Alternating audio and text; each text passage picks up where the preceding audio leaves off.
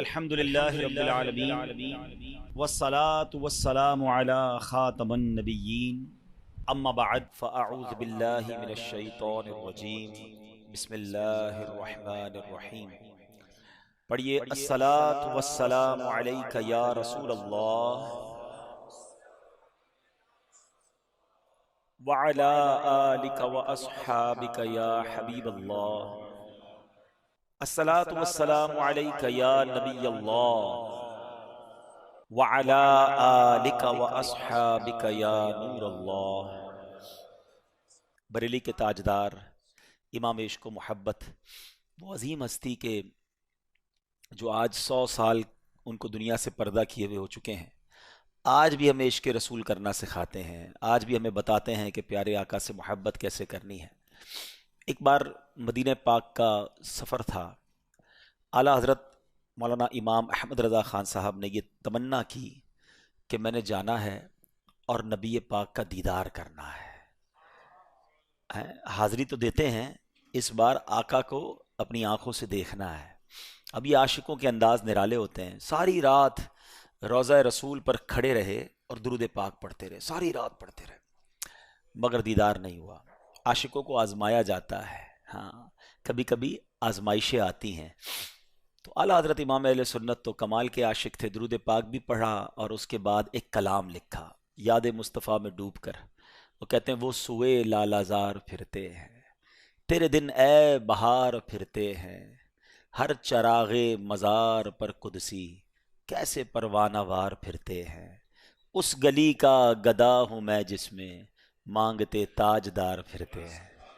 اچھا، یہ منظر تو جو بھی مدینے گئے ہیں سب نے دیکھا ہوگا کہ دنیا کے بڑے بڑے بادشاہ، بڑے بڑے وزیر اعظم وہ گدا بن کر، غلام بن کر آقا کے دربار میں حاضری دے رہے ہیں. آقا کا در وہ ہے جہاں سے بڑے بڑے تاجدار، یعنی میں بھی بھکاری ہوں تو بڑے بڑے تاجدار بھی اس در کے بھکاری ہیں.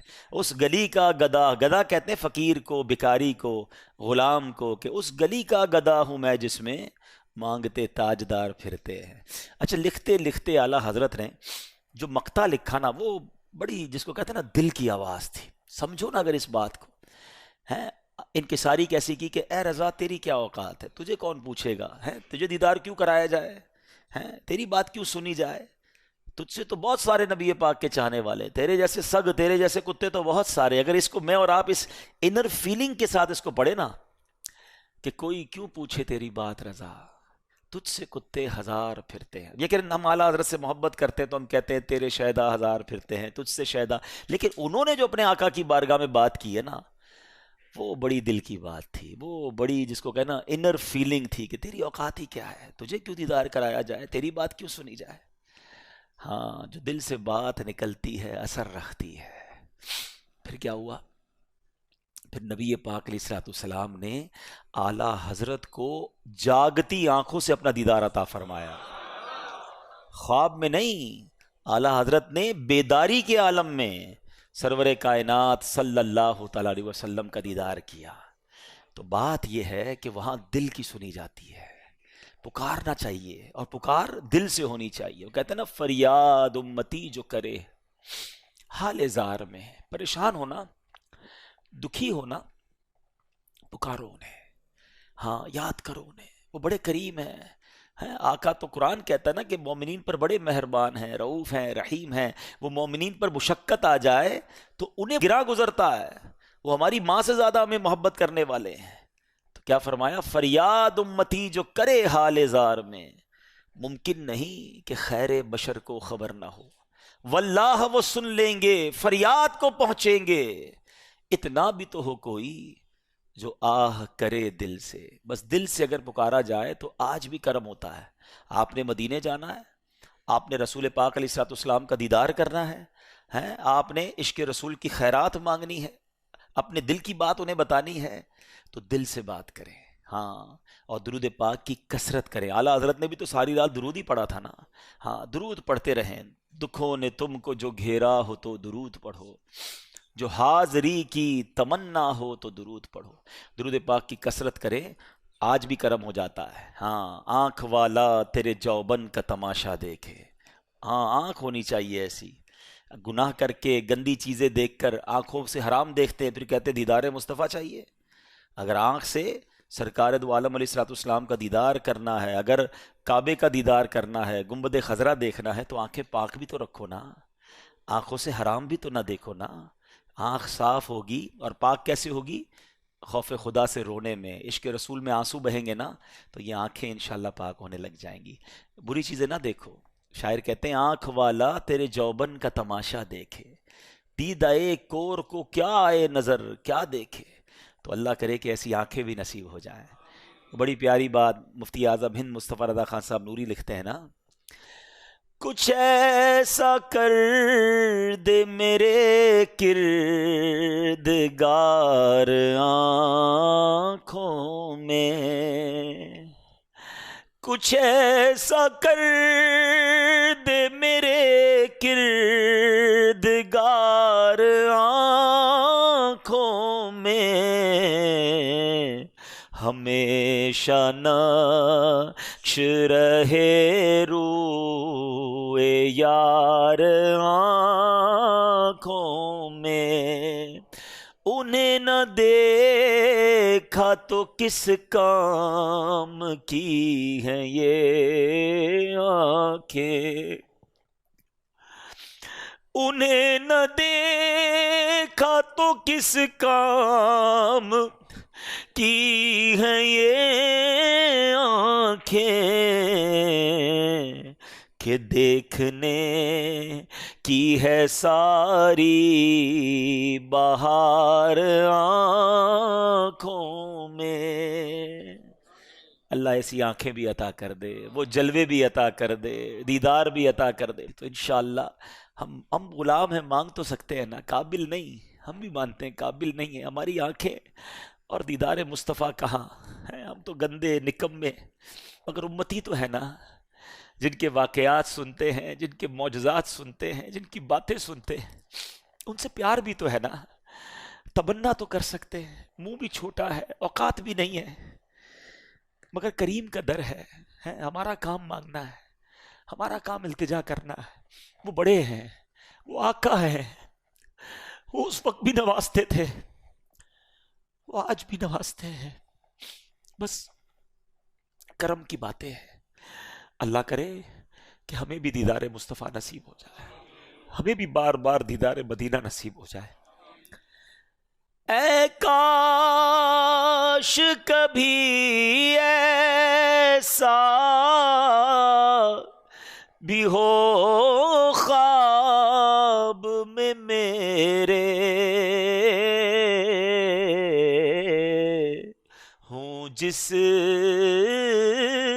کی غلامی میں وہ آقا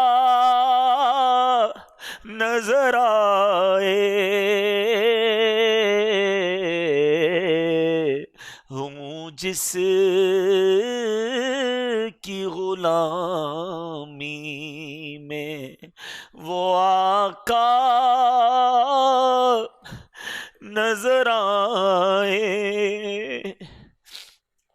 انشاءاللہ انشاءاللہ آقا ضرور کرم فرمائیں گے۔ ہم پکارتے رہیں، اپنے اعمال درست کرتے رہیں، ایسے کام بھی تو نہ کریں نا جن سے وہ ناراض ہوتے ہیں، ایسی باتیں بھی تو نہ کریں جن سے وہ ناراض ہوتے ہیں۔ آقا فرماتے ہیں نماز پڑھو اور میری آنکھوں کی ٹھنڈک ہے، تو انشاءاللہ نیت کریں کہ اب ساری زندگی نبی پاک کی آنکھوں کی ٹھنڈک، انشاءاللہ ہم نماز کبھی نہیں چھوڑیں گے انشاءاللہ۔ آج کے بعد ہماری کوئی نماز قضا نہیں ہوگی انشاءاللہ۔ سنتوں پر عمل کریں، یقین کریں یہ دنیا کی محبت، مال کی محبت، یہ کچھ بھی کام نہیں آئے گی۔ راکا راضی ہو گئے نا تو بیڑا پار ہو جائے گا، یہ ساتھ لے جائیں گے جنت میں انشاءاللہ۔ ہاں شفاعت انہوں نے کرنی ہے، یہ راضی ہو جائے، وہ راضی ہو جائے، دوست راضی ہو جائے، رشتہ دار راضی ہو جائیں، فیملی راضی ہو جائے، اسی چکر میں ساری زندگی گزار دی ہے۔ کبھی سوچا اللہ رسول راضی ہو جائے، یہ ناراض نہ ہو، خدا را انہی کو ٹارگٹ رکھو، جس سے رب راضی، اس کے حبیب راضی، اس سے سب راضی۔ ہم باقی لوگوں کو خوش کرنے کے چکر میں اللہ اور اس کے رسول کو ناراض کر بیٹھتے ہیں۔ اپنی زندگی کا ٹارگٹ سیٹ کر لے، انشاءاللہ زندگی اور آخرت، دنیا اور آخرت دونوں بہتر ہو جائے گی۔ اللہ مجھے بھی سچا عشق رسول عطا فرمائے، آپ کو بھی سچا عاشق رسول بنا دے۔ اللہ کرے بس آقا کی یادیں دل میں رہے۔ ہاں میں آپ کو صحیح بتاؤں، ابھی اس وقت جس کیفیت میں ہم لوگ ہیں، آپ کو اپنا کوئی غم یاد آ رہا ہے؟ آپ کو اپنی کوئی پریشانی یاد آ رہی ہے؟ نہیں آ رہی. کیوں نہیں آ رہی؟ سیدی اعلیٰ حضرت کہتے ہیں ان کے نثار کوئی کیسے ہی رنج میں ہو. دنیا کی تکلیفیں ہیں نا، پریشانیاں ہوتی ہیں، مگر جب آقا یاد آتے ہیں نا تو پھر پتہ ہے کیا ہوتا ہے؟ ان کے نثار کوئی کیسے ہی رنج میں ہو، جب یاد آ گئے ہیں سب غم بھلا دیے ہیں. جب آقا کی یاد دل میں ہو نا پھر دنیا کے غم نہیں یاد رہتے، تو ان کی یاد رکھو. ہاں ان کی رہیں ان کے جلوے، بسیں ان کے جلوے، میرا دل بنے یادگار مدینہ. بس اللہ کرے کہ سرکار کی یاد دل میں رہے، دنیا کی محبت سے نکل جاؤ.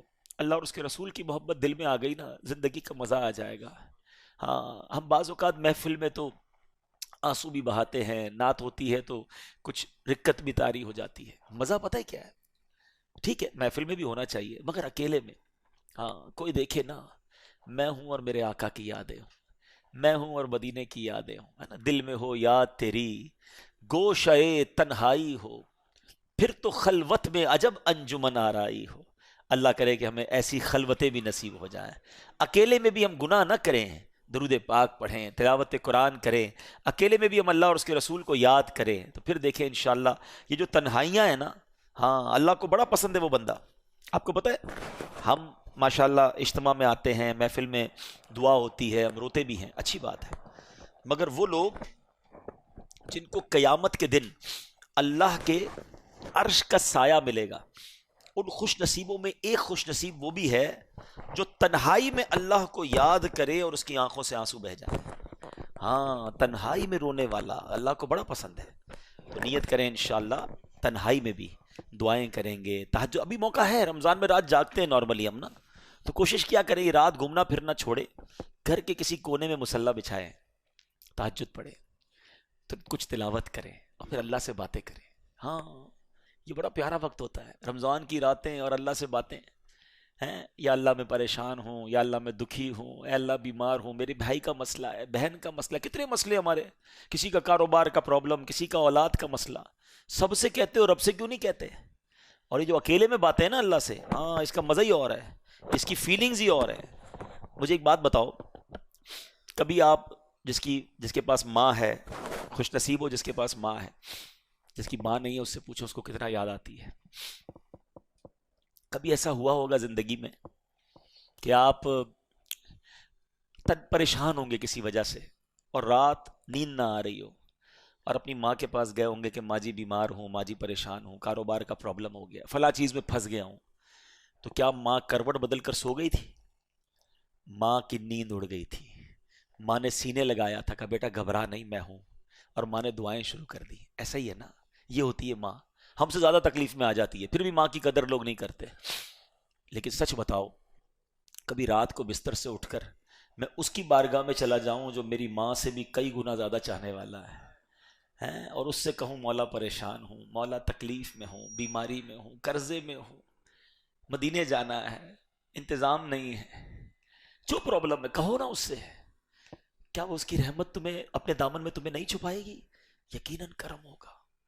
دل سے دعائیں کرنا سیکھو، اکیلے میں رب سے باتیں کرنا سیکھو، آنسو بہانا سیکھو، اس کا مزہ ہی اور ہے. ادھر ادھر دھکے کھاتے ہو نا، سارے دھکے ختم ہو جائیں گے اگر اللہ کی بارگاہ میں سر جھکا لو گے. اللہ کرے. میرے بے رب جملے ہیں، میں شاید صحیح بات بھی نہیں کر پا رہا، میں اپنی بس جو کیفیت ہے وہ میں بیان کر رہا ہوں. اللہ کرے اس سے کچھ آپ حاصل کر لیں اور ان چیزوں کو اڈاپٹ کریں. اس کا لطف بہت ہے.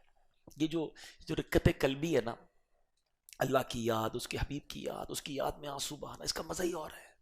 اللہ مجھے بھی نصیب فرمائے اور آپ کو بھی نصیب فرمائے. درود پاک پڑھ لے، صلو علی الحبیب. اصحاب بدر، واقعہ بدر، that was the most historical event in the history of Islam. غزوہ بدر جو ہے یہ اسلام کی تاریخ کا ایک ایسا باب ہے، ایسا سنہرا باب ہے، ایسا ڈیسائیڈر ہے کہ جس کے بارے میں صرف مسلمان ہی فخر نہیں کرتے. آج بھی ساری دنیا کے جو غیر مسلم ہیں نا، ان کو بھی پتا ہے کہ بدر کے میدان میں ہوا کیا تھا. یعنی یہ ان کے پاس آخری چانس تھا، ایک موقع تھا، اور ان کا پلان بھی یہی تھا کہ اس وقت دنیا میں بہت تھوڑے مسلمان تھے. یہ کب ہوا تھا پہلے یہ سمجھیے، یہ 2 سنہ ہجری کو ہوا تھا. ہجری کس کو کہتے ہیں کہ جب نبی پاک علیہ الصلوۃ والسلام مائیگریٹ ہو کر ہجرت کر کے مکے سے مدینے گئے، اب دوسرا ہی سال تھا، پہلے تو بڑی مشکل سے مکے سے نکلے تھے، یہاں بڑا ظلم تھا، مسلمان بھی گنتی کے تھے، مدینے شریف پہنچے، ابھی تو سکون کا گویا سانس بھی نہیں لیا تھا، دوسرا ہی سال تھا، اور ان بدبختوں نے ایک ایسا پلان کیا کہ مسلمانوں کو صفائے ہستی سے مٹا دینا ہے۔ ٹوٹل مسلمان کتنے تھے؟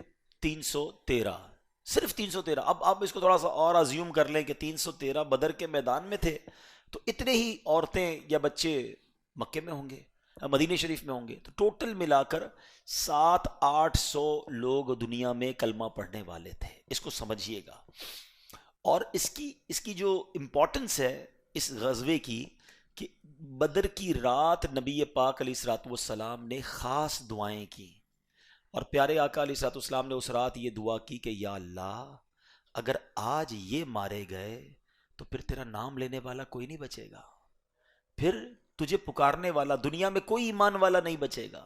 اس طرح نبی پاک نے دعا کی تھی، اور پھر اس دعائے مصطفیٰ کا ثمرہ یہ ملا کہ پھر فرشتوں کی فوج کے ذریعے مدد کی گئی، پہلے 1000، پھر 3000، پھر 5000 فرشتوں کے ذریعے اس میں مدد کی گئی، اور پھر 313 کے مقابلے میں، اچھا کمپیریزن کیا تھا، ادھر 313 ہیں، ادھر تقریباً 950 اور ایک روایت کے مطابق 1000 تھے، جو غیر مسلمین تھے وہ 1000۔ مسلمانوں کے پاس ایک گھوڑا یا 2 گھوڑے تھے، 70 یا 80 اونٹ تھے، شکستہ کمانیں تھی، ٹوٹے پھوٹے نیزے اور پرانی تلواریں تھیں۔ مسلمانوں کے پاس صرف یہی تھا، اور ان کے پاس کیا تھا؟ 950 افراد تھے، 100 برق رفتار گھوڑے تھے، 100 زرہ پوش جنگجو تھے، بلڈ پروف جس کو کہیں جیکٹ پہنے ہوئے وہ تھے، اور اسی طرح 600 اعلیٰ نسل کے اونٹ تھے، اور کھانے پینے کے ذخائر تھے۔ وہ روز کئی اونٹ ذبح کرتے اور مل کے کھاتے پیتے، رنگ رلیاں مناتے، ناچ گانے کرتے۔ تو یہ کمپیریزن تھا، مگر ساتھ ایمان تھا، ساتھ جذبہ تھا۔ وہ شاعر کہتے ہیں نا، تھے ان کے پاس 2 گھوڑے، 6 زرہیں، 8 شمشیریں، بدلنے آئے تھے یہ لوگ دنیا بھر کی تقدیریں۔ نہ تیغ و تیر پر تکیا، نہ خنجر پر نہ بھالے پر، بھروسہ تھا خدائے پاک پر لولاک والے پر۔ یہ لشکر سب سے انوکھا، یہ لشکر ساری دنیا سے انوکھا تھا، نرالا تھا، کہ اس لشکر کا افسر مصطفیٰ لولاک والا تھا۔ یہ کیسا لشکر تھا جن کو پتا تھا کہ کمپیریٹیولی تو مارے جائیں گے، مگر نبی پاک علیہ الصلوۃ والسلام ساتھ ہیں، اور اسلام کا ایک جذبہ تھا، اور پھر نبی پاک نے جو دعا کی اس رات، اللہ اکبر۔ اسی لیے کہتے ہیں کہ بدری صحابہ کی جو ویلیو ہے نا صحابہ کرام میں، وہ سب سے نرالی ویلیو ہے، ون آف دا موسٹ، جو ٹاپ لیول کے صحابہ کرام آتے ہیں نا، یعنی 4 خلفائے راشدین ہیں، پھر عشرہ مبشرہ ہیں، اور ان کے بعد بدر کے صحابہ کی جو ہے نا بڑی ویلیو ہے، بلکہ بعد میں بھی جو بدر کے صحابہ تھے نا بدری صحابی کہلاتے تھے۔ جب صحابہ کرام آپس میں بیٹھتے نبی پاک کے دنیا سے پردہ فرمانے کے بعد بھی، تو صحابہ کرام دیکھتے کوئی بدری صحابی موجود ہے تو اس کا مشورہ لیتے تھے، ان کو عزت دیا کرتے تھے، کیونکہ یہ اس وقت موجود تھے اور ان سے رب نے مغفرت کا وعدہ فرمایا ہے۔ ویسے تو ہر صحابی نبی جنتی ہے، مگر بدری صحابہ سے بدر کے میدان میں جنہوں نے اپنے آپ کو پیش کیا، خاص طور پہ مغفرت کا وعدہ، ان کے تمام گناہوں کو معاف کرنے کا، ان کی خطاؤں سے درگزر کرنے کا وعدہ فرمایا۔ تو ایسے یہ صحابہ کرام ہیں۔ بہرحال میرے پیارے اسلامی بھائیوں، اب ہوا کیا، تھوڑا سا اس کی ڈیٹیل سمجھتے ہیں اور ایمان تازہ ہوگا۔ 313 صحابہ کرام جب بدر کی مقام پر پہنچے نا، تو مسلمانوں سے پہلے کفار نے اپنا یوں سمجھیے کہ ڈیرا ڈال لیا تھا۔ مسلمانوں نے اپنا سارا سسٹم جو ہے وہاں، غیر مسلموں نے اپنا ڈیرا پہلے ہی جما لیا تھا۔ تو وہ جو جگہ تھی نا، انہوں نے پانی دیکھ کر، نارمل زمین دیکھ کر اپنے خیمے گاڑ دیے۔ مسلمان جہاں پہنچے تو مسلمانوں کے پاس نہ پانی کا کوئی کنواں تھا، اور زمین بھی جو ہے نا وہ ریتیلی تھی، تو اس میں پیر صحیح جمتا نہیں تھا۔ تو اب صحابہ کرام نے نبی پاک سے عرض کی، حضور ہماری جو جگہ ہے نا، جہاں ہم کھڑے ہیں یا جہاں ہم پلان کر رہے ہیں، یہ جگہ سوٹیبل نہیں ہے، ہم کیسے یہاں پر وقت گزاریں گے؟ پانی بھی نہیں ہے، گھوڑے بھی ٹھیک کھڑے نہیں ہو پا رہے، زمین بھی انسرٹن ہے، ریتیلی ہے۔ تو اللہ کے حبیب علیہ الصلوۃ والسلام، سبحان اللہ، نبی پاک پر رب کی کیسی رحمتیں ہیں، بدر کے میدان میں ایک بارش آتی ہے، دیکھو یہ غیبی مدد کہتے ہیں نا، بارش اللہ کی رحمت ہے، کیسی رحمت والی بارش تھی، قرآن میں اس کا ذکر ہے۔ قرآن فرماتا ہے وَيُنَزِّلُ عَلَيْكُم مِّنَ السَّمَاءِ مَاءً لِيُطَهِّرَكُم بِهِ وَيُذْهِبَ عَنكُم رِجْزَ الشَّيْطَانِ وَلِيَرْبِطَ عَلَىٰ قُلُوبِكُم وَيُثَبِّتَ بِهِ الْأَقْدَامَ۔ قرآن کہتا ہے کہ اور آسمان سے تم پر پانی اتارا تاکہ تمہیں اس سے ستھرا کر دے اور شیطان کی ناپاکی تم سے دور فرما دے اور تمہارے دلوں کی ڈھارس بندھائے اور اس سے تمہارے قدم جما دے۔ سبحان اللہ۔ تو پتہ یہ چلا کہ اس بارش سے ہوا کیا، کتنے فائدے ہوئے کہ 4 فائدے قرآن بیان کر رہا ہے، کہ تاکہ جو بے وضو اور بے غسل ہوں وہ وضو اور غسل کر کے خوب پاک ہو جائیں، صاف ستھرے ہو جائیں، مسلمانوں کے دلوں سے جو شیطانی وسوسہ ہے وہ دور ہو جائے، پھر فرمایا مسلمانوں کے دلوں کو ڈھارس مل جائے کہ اللہ کی مدد ہمارے ساتھ ہے۔ اور جو ریتیلی زمین تھی نا، اب دیکھیں اللہ کی شان دیکھیں، اب ریت پہ پانی پڑے تو وہ سالڈ ہو جاتی ہے، تو وہ ساری جگہ پراپر ہو گئی، سالڈ ہو گئی۔ سامنے کی زمین سالڈ تھی تو وہاں کیچڑ ہو گئی، ان کے لیے پرابلم کھڑی ہو گئی، مسلمانوں کی زمین سٹیبل ہو گئی۔ وہاں پانی تھا لیکن بہت زیادہ پانی ہو گیا، مسلمانوں کے پاس پانی بالکل نہیں تھا، انہوں نے پونڈز بنا لیے تو اس میں پانی بھی جمع ہو گیا، یعنی ایک بارش نے اس پوری سچویشن کو تبدیل کر دیا۔ اچھا، پھر بدر کے میدان میں صرف ایک بارش کے ذریعے مدد نہیں آئی، سبحان اللہ۔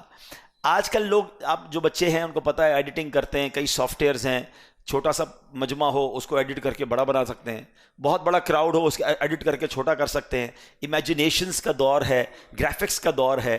اس وقت پتہ کیا ہوا کہ جنگ کے وقت جب صفیں بنائی گئی نا، مسلمان تو 313 تھے اور کافر بہت زیادہ تھے، مگر اللہ کی شان دیکھیں، روحانی گرافکس دیکھیں کیسے کام آئے کہ مسلمانوں کو کافر تھوڑے نظر آ رہے تھے اور غیر مسلموں کو مسلمان زیادہ نظر آ رہے تھے، یعنی مسلمانوں کا حوصلہ بڑھ گیا کہ اتنے تھوڑے ہیں ان کو تو نپٹا دیں گے، اور ان کو لگ رہا تھا اتنے زیادہ ہیں ہم کیسے لڑیں گے، ان کے دل پر خوف طاری ہو گیا اور مسلمانوں کو اللہ پاک نے حوصلہ عطا فرما دیا۔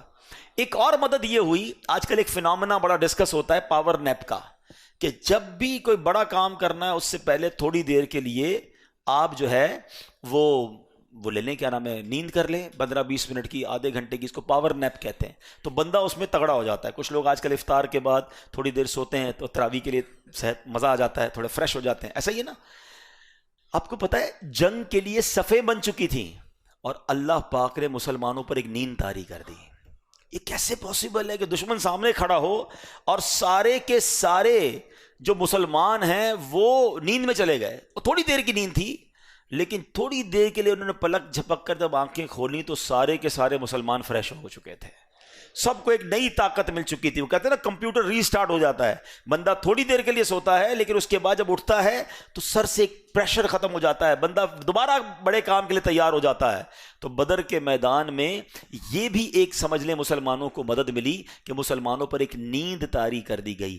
اب کیا ہوا، غزوہ شروع ہونے لگا تو وہاں جو ہے وہ اور عجیب عجیب داستانیں۔ حضرت سعد بن ابی وقاص رضی اللہ تعالیٰ عنہ کے چھوٹے بھائی سیدنا عمیر بن ابی وقاص رضی اللہ تعالیٰ عنہ ابھی 9 عمر ہی تھے، چھوٹے ہی تھے، بدر کے موقع پر کبھی ادھر چھپتے تھے کبھی ادھر چھپتے تھے، کیونکہ سلیکشن ہو رہی تھی کہ کون کون لڑائی کے لیے جائے گا۔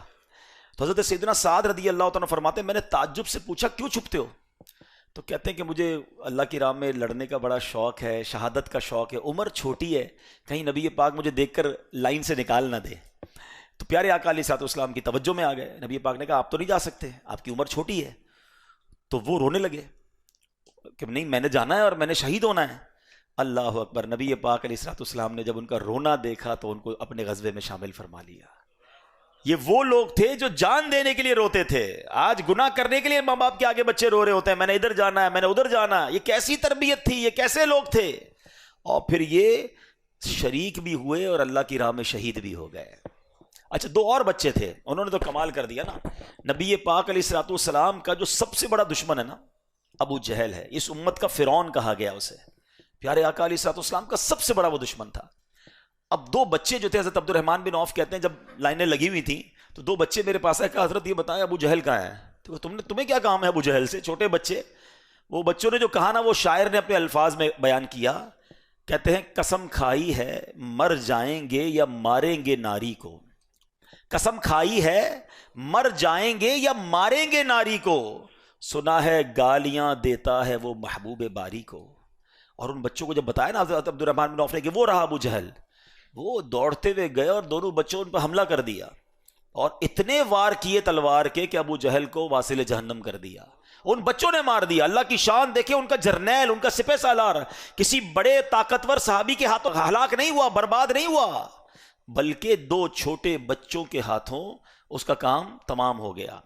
اور اب جب یہ غزوہ شروع ہوا نا تو مسلمان حیران تھے کہ ہم تو ابھی چابک اٹھاتے ہیں, ہم تلوار اٹھاتے ہیں, اس سے پہلے ہی کافر کا سر اڑ جاتا ہے.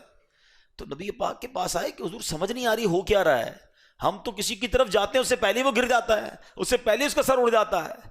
تو اللہ کے حبیب علیہ الصلوۃ والسلام نے فرمایا یہ تیسرے آسمان کی مدد آئی ہے. صحابہ کرام کو اپنے سر پر گھوڑا دوڑنے کی آواز آتی تھی, چابک چلنے کی آواز آتی تھی, بلکہ ایک آواز آتی تھی ایک دم حیزوم, اے حیزوم آگے بڑھ. اور یہ حیزوم کون ہے؟ علماء فرماتے ہیں حضرت جبریل علیہ الصلوۃ والسلام کے گھوڑے کا نام ہے. تو فرشتے آئے, مسلمانوں 313 میں سے صرف 14 شہید ہوئے اس غزوے میں, اور کفار میں جو جس کو کہتے ہیں نا سراسیمگی پھیل گئی, وہ اتنے خوف زدہ ہو گئے کہ یہ ہو کیا رہا ہے, ہم کچھ ہمارے کون مار رہا ہے, ہم کو یہ نظر نہیں آ رہا, یہ دشمن کدھر سے آ گیا ہے. انہوں نے بوریا بستر سمیٹا اور وہ بھاگے. کئی لوگ ان کے یوں سمجھیے کہ دنیا سے گئے. اور اس میں اس دن جو ہیبت پڑ گئی نا کفار کے دل پر کہ ان سے لڑائی کرنا آسان نہیں ہے, ان کے لیے تو فرشتے مدد کو آ جاتے ہیں. یعنی ان کا تو فل پلان تھا کہ 313 ایک ہی باری میں ختم کرو, اسلام کا نام ہی ختم ہو جائے گا, ختم لپیٹ دیا جائے گا اسلام. مگر انہیں کیا پتا تھا کہ کس کا دین ہے, کون سے حبیب علیہ الصلوۃ والسلام. اب تھوڑا سا میں ٹچ دے دیتا ہوں کہ جب بھی اسلام کو مٹانے کی کوشش کی گئی ہے نا, پھر دیکھیں کیسے غیب سے مدد آئی اور پوری دنیا کے لوگوں پر ہیبت طاری کر دی گئی. جو یہ کعبہ گرانے ابرہہ آ رہا تھا, سورہ فیل کا واقعہ یاد ہونا چاہیے آپ کو, کہ وہ تو آیا تھا ہاتھیوں کا لشکر لے کر کہ ایک بار کعبے کو ختم کر دو, نہ رہے کعبہ نہ کرے حج. مگر اس کو پتا نہیں تھا کہ یہ گھر کس کا ہے. اور دنیا کا دستور ہے ایئر فورس کا مقابلہ ایئر فورس کرتی ہے, دنیا کا دستور ہے آرمی کا مقابلہ آرمی کرتی ہے, جہاز کا مقابلہ جہاز, ٹینک کا مقابلہ ٹینک. ہاتھی آئے تھے تو اگر ان کا مقابلہ کرنا تھا تو رب نے کوئی بڑی چیز بھیجنی تھی نا.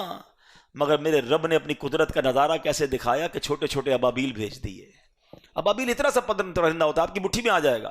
اچھا ابابیل کتنا بڑا کنکر کیری کر سکتا ہے, کوئی میزائل کیری نہیں کر سکتا, اتنے کنکر ہو سکتے ہیں, اتنا چھوٹا ہی پرندہ ہے. اللہ نے دنیا کو دکھانا تھا کہ جناب میرا رب چاہے تو ابابیل اور کنکر کے ذریعے ہاتھی والوں کے پرخچے اڑا سکتا ہے. کیا کہا تھا؟ الم تر کیف فعل ربک باصحاب الفیل. اے محبوب تم نے نہ دیکھا کہ اللہ نے ہاتھی والوں کے ساتھ کیا کیا ہے؟ پھر کیا ہوا؟ ان کو فجعلہم کعصف مأکول, انہیں بھوسے کی طرح پیس پیس ٹکڑے ٹکڑے کر دیا گیا. یہ ہمیں پتہ چلتا ہے کہ جب اسلام پر ایسا حملہ ہوتا ہے نا اور ایمان والے مضبوط ہوں تو اللہ غیب سے کیسی مدد کرتا ہے. بس اللہ کرے کہ اصحاب بدر کے ایمان کی جھلک ہمیں مل جائے, ان کا حصہ ہمیں مل جائے. ہم بڑے کنفیوز رہتے ہیں, یار ہمارے وطن میں تو کچھ بھی نہیں ہے, او جناب بڑی طاقتیں ہیں تو فلاں کے پاس بڑی طاقت تو بڑی فوج اور بڑے معاملات. ارے میرے پیارے بھائیوں, ان کے پاس چاہے کتنی بڑی طاقت ہو, ہمارے پاس ایمان کی طاقت ہے. اپنے رب پر بھروسہ تو کرو نا. ہم یقیناً کمزور ہیں, اعداد و شمار میں ہمارا کوئی شمار نہیں ہے, مگر اب یہ پتا ہے کہ ان اللہ علی کل شیء قدیر, اللہ ہر چاہے پر قادر ہے. وہ چاہے تو ابابیل کے ذریعے ہاتھیوں کی فوج کو برباد کر سکتا ہے, وہ چاہے تو بدر کے میدان میں فرشتوں کی فوج بھی بھیج سکتا ہے. ہم اس رب کے ماننے والے, اس حبیب علیہ الصلوۃ والسلام کے دین کو ماننے والے, بس اپنے ایمان اور اپنے دین پر مضبوط رہے. اعداد و شمار جو ہے نا وہ مسلمانوں کے لیے کوئی حیثیت نہیں رکھتا. پرابلم یہ کہ ہم خود بھی تو کمزور ہو گئے نا, ہمارا اپنا ایمان, اپنا عقیدہ, اپنا بلیف کمزور ہو گیا. بڑی پیاری بات شاعر مشرق نے کہی نا, اگر آج بھی ہو ابراہیم سا ایمان پیدا. کتنی بڑی آگ تھی نمرود نے جو آگ لگائی تھی, آگ کا کیا ہوا تھا؟ آگ بن گئی تھی گلزار, آگ بن گئی باغ. آپ کے سامنے بڑی آگ ہے نا, کوئی بیماری کی آگ ہے, کوئی پریشانی کا پرابلم ہے, کوئی بڑا پرابلم ہے. سنو, اگر آج بھی ہو ابراہیم سا ایمان پیدا, آگ کر سکتی ہے انداز گلستاں پیدا. وہ والا ایمان آج مل جائے تو آج بھی آگ گلزار بن سکتی ہے. تو بہرحال میرے پیارے اسلامی بھائیوں, ہم سب نے یہ بات ذہن میں رکھنی ہے کہ ہمیں اپنے بدر کے اس واقعے سے ایمان کو مضبوط کرنا ہے. اچھا, بدر کے میدان میں ایک اور بہت خوبصورت بات یہ ہوئی کہ ایک رات پہلے ابو داؤد شریف کی حدیث ہے. اب میں 2 حدیثیں پیش کروں گا, بہت سارے مسکنسیپشن, بہت ساری باتیں آپ کی کلیئر ہو جائیں گی. کنفیوژن پھیلانے والے بڑی کنفیوژن پھیلاتے ہیں, ٹھیک ہے. ابو داؤد شریف کی حدیث ہے, میرے آقا علیہ الصلوۃ والسلام نے ایک رات پہلے اپنے ہاتھ سے چھڑی کے ذریعے زمین پر، اپنے صحابہ کرام بیٹھے تھے اور ہاتھ سے چھڑی کے ذریعے بتایا کل یہاں فلاں کافر کا قتل ہوگا، کل یہاں فلاں کافر کی لاش ہوگی، کل یہاں فلاں کافر کی لاش ہوگی. ایک دن پہلے سیاستہ کی حدیث ہے، نبی پاک نے بتا دیا. اور صحابی کہتے ہیں اگلے دن جنگ ختم ہونے کے بعد جہاں جہاں میرے آقا نے لکیر کھینچی تھی اور جس کافر کا نام لیا تھا اس کی لاش دوسرے دن اسی جگہ پر پڑی ہوئی تھی. کہ جنگ بدر کا نقشہ حضور جانتے ہیں، جو ہو چکا ہے جو ہوگا حضور جانتے ہیں. یہ میں حدیث پڑھ کے سنا رہا ہوں، کیسے ایک دن پہلے نبی پاک نے بتا دیا. نہ ماننے والے نہ مانیں، وہ ان کا پرابلم ہے، ٹھیک ہے. ہم یہ جانتے ہیں کہ اللہ کی عطا سے ہمارا عقیدہ الحمدللہ یہی ہے، رب کے بتائے بغیر کوئی کچھ نہیں جانتا ہے. رب کے پاس اپنا علم ذاتی ہے، وہ مالک ہے، وہ خالق ہے، ساری دنیا اس کی محتاج ہے، رب کسی کا محتاج نہیں ہے. مگر اگر رب اپنے پیاروں کو کچھ علوم عطا فرما دے تو کسی کو کیا پرابلم ہے؟ آج ہم بھی زندگی میں کرتے ہیں نا، ہیں کبھی ٹریول پر جائیں تو کسی مینیجر کو، کسی بیٹے کو، کسی جاننے والے کو پاور آف اٹارنی دے جاتے ہیں کہ میری پراپرٹی آپ ٹرانسفر کرا دینا، میرے بینک سے پیسے آپ نکلوا لینا. تو کوئی نہیں کہتا کہ بھائی یہ پراپرٹی اس کی ہے، کہتے پراپرٹی اس کی ہے، پاور آف اٹارنی اس کے پاس ہے، اختیارات اس کے پاس ہیں بلا تمثیل. اگر یہ بات دماغ میں بیٹھ جائے نا تو سارے وسوسے ختم ہو جائیں گے کہ اگر ہم یہ مانتے ہیں کہ اللہ کے نبی علیہ الصلوۃ والسلام یا اللہ کے پیاروں کے پاس کچھ کمالات یا کچھ اتھارٹیز ہیں تو رب کی دی ہوئی ہیں. اللہ کسی سے نہیں لیتا، اللہ کے پاس جو ہے اس کا ذاتی ہے. رب اپنے پیاروں کو جو چاہے عطا فرمائے، جتنا چاہے علم عطا فرمائے. نہ جانے کیوں لوگوں کو پرابلم ہو جاتا ہے. تو میں تو ابو داؤد شریف کی حدیث پڑھ رہا ہوں کہ نبی پاک نے ایک رات پہلے خود لکیریں کھینچ کر بتا دیا کہ کل کس کی کہاں موت ہونی ہے. اچھا پھر جب یہ سارے مارے گئے نا، غزوہ ختم ہو گیا، تو نبی پاک علیہ الصلوۃ والسلام جب کفار کی لاشوں کو گھڑے میں ڈال دیا گیا نا، تو پیارے آقا علیہ الصلوۃ والسلام اس گھڑے کے پاس آئے اور آپ نے ان سے ان کا نام لے لے کر خطاب کرنا شروع کیا. اے عتبہ بن ربیعہ، اے شیبہ بن ربیعہ، اے فلاں، اے فلاں، تم نے اپنے رب کے وعدے کو سچا پایا؟ ہم نے تو اپنے رب کے وعدے کو بالکل ٹھیک اور سچا پایا. حضرت عمر فاروق جب یہ دیکھ رہے ہیں تو آئے، کیا بات ہے حضرت عمر فاروق کی، اتنا کمال کا کوسچن کر لیا. وہ کہتے ہیں ساڈا مسئلہ ہی حل کر دیا. اچھا حدیث کہاں کی ہے؟ یہ بخاری شریف کی حدیث. لوگ کہتے ہیں ریفرنس دیا کرو، چلو ریفرنس لے لو. بخاری شریف جلد نمبر 1 صفحہ نمبر 183. ٹھیک ہے. اب حدیث میں کیا ہوتا ہے کہ نبی پاک ان کفار کے لاشوں سے خطاب کر رہے ہیں. تمہیں پتا چلا رب کا وعدہ تمہیں مل گیا؟ تو حضرت عمر کہتے ہیں حضور آپ مردوں سے باتیں کر رہے ہیں، یہ تو دنیا سے چلے گئے. سنو میرے آقا علیہ الصلوۃ والسلام نے کیا جواب دیا. کہا کہ اے عمر قسم خدا کی جس کے قبضہ قدرت میں میری جان ہے، تم زندہ لوگ میری بات کو ان سے زیادہ نہیں سن سکتے، لیکن اتنی بات یہ ہے کہ مردے جواب نہیں دیتے. بات سمجھ آ گئی؟ اچھا اب نبی پاک اے عتبہ بن ربیعہ، ان لاشوں کو اے، اب اردو میں اے کہتے ہیں، عربی میں یا کہتے ہیں. اور آسان کر دیتا ہوں، چلیں مشکات شریف کی حدیث ہے اور شاید آپ سب کو قبرستان کی دعا یاد ہوگی. حدیث پاک سے نبی پاک نے دعا عطا فرمائی ہے، السلام علیکم، کیا بات ہے، السلام علیکم یا اہل القبور یغفر اللہ لنا ولکم وانتم سلفنا ونحن بالاثر. کیا کمال کی دعا ہے، کیا میسج ہے اس میں. اللہ کرے قبرستان جائیں، یہ دعا کریں اور دل میں کیفیت پیدا ہو. دعا کیا ہے؟ السلام علیکم یا اہل القبور، اے قبر والو تم پر سلامتی ہو. یغفر اللہ لنا ولکم، اللہ تمہاری اور ہماری مغفرت فرمائے. وانتم سلفنا ونحن بالاثر، تم پہلے چلے گئے ہم بعد میں آنے والے ہیں. یہ اس دعا کا معنی ہے، میسج ہے نا. وہ چلے گئے تمہاری باری ہے، قبر دیکھ کر یاد کرو تم نے بھی جانا ہے. اللہ کرے ہم عبرت حاصل کریں. مگر ایک مسئلہ بھی حل ہو گیا نا. السلام علیکم، دوبارہ بولو، یا اہل القبور. قبرستان میں تو شرابی کی قبر بھی ہوتی ہے، جواری کی قبر بھی ہوتی ہے، گناہ گار کی قبر بھی ہوتی ہے، نیک کی بھی قبر ہوتی ہے. تو ایک گناہ گار قبر والے کو یا اہل القبور کہنا جائز، حدیث پاک میں ہے، آقا نے تعلیم دی ہے. اور ہم یا رسول اللہ کہیں تو پتہ نہیں کیوں پرابلم ہو جاتی ہے، ہم یا غوث اعظم کہیں تو نہ جانے کیوں پرابلم ہو جاتی ہے. یہ تو حدیثوں سے ثابت ہے نا. کون ان کو رب مان رہا ہے؟ کون ان کو جناب معاذ اللہ عبادت کے لائق مان رہا ہے؟ ہم تو بار بار کہہ رہے ہیں کہ تمام انبیاء، تمام اولیاء، تمام صحابہ رب کے محتاج ہیں. رب کسی کا محتاج نہیں ہے. عبادت کے لائق صرف ایک ہی ذات ہے، وہ رب کی ذات ہے. مگر اللہ کریم اپنے کچھ پیاروں کو کچھ جس کو کہیں اختیارات دے دیتا ہے. تو پرابلم کیا ہے تمہیں؟ وہ مالک ہے جس کی مرضی جسے چاہے دے. ہے آپ کا جو سب سے زیادہ قریبی دوست ہوتا ہے، آپ کا محبوب ہوتا ہے، آپ کا پیارا ہوتا ہے، کسی کو بچے سے پیار، کسی کو بیوی سے پیار، کسی کو دوست سے پیار، ہم کیا کہتے ہیں؟ یار یہ میرا اپنا ہے، میرا جو ہے سب اس کا ہے. ہوتا ہے نا، بہت جب کلوز ہو جاتے ہیں تو میرا تیرا نہیں ہوتا، یار میری جان حاضر اس کے لیے، ہوتا ہے نا. تو جب رب نے پیارے آقا کو حبیب اللہ بنا لیا ہے، اپنا حبیب بنایا ہے، تو پھر اس کی وہ اپنی کائنات میں جو چاہے اپنے حبیب کو دے. یہی بات تو سیدی اعلیٰ حضرت نے سمجھائی ہے نا کہ میں تو مالک ہی کہوں گا کہ ہو مالک کے حبیب. آپ نے دیکھا ہوگا بڑے بڑے جو فیکٹری ہوتی ہے یا بڑے بڑے ادارے ہوتے ہیں، اس میں جو بالکل سیٹ کے قریب ہوتا ہے یا مین آدمی ہوتا ہے، تو نیچے کا اسٹاف انہیں کو کہتا ہے مالک میرا کام کرا دیں، بھائی میرا کام کرا دیں. کیوں کہتے ہیں؟ یار پتہ یار یہ سیٹ صاحب کے بہت قریب ہے، یہ جائے گا میرا کام ہو کے آ جائے گا. ایسا ہی ہے نا، بلا تمثیل، خدا نہ خواستہ یہ وہاں مثال سمجھانے کے لیے دی ہے، کوئی اس ایگزامپل کو وہاں پیسٹ نہ کرے. سمجھ رہے ہیں؟ اعلیٰ حضرت کہتے ہیں میں تو مالک ہی کہوں گا کہ ہو مالک کے حبیب، یعنی محبوب و محب میں نہیں میرا تیرا. جو رب کا ہے اللہ نے اپنی عطا سے اپنے حبیب کو بہت کچھ عطا فرمایا ہے، تو اس میں کیا ٹینشن ہے؟ ٹھیک ہے، پرابلم جب ہوتا، ٹینشن جب ہوتا جب معاذ اللہ کو یہ سمجھتا کہ جناب فلاں ولی یا فلاں نبی جو دیتے ہیں وہ اپنی طرف سے دیتے ہیں، اللہ سے لے کے نہیں دیتے، ان کا علم ذاتی ہے، پھر تو شرک ہو جائے گا. ہم سب کا ماننا یہ ہے کہ خالق، مالک، دینے والا، زندگی، موت، شفا سب دینے والا رب ہے اور اس کا سب کچھ ذاتی ہے.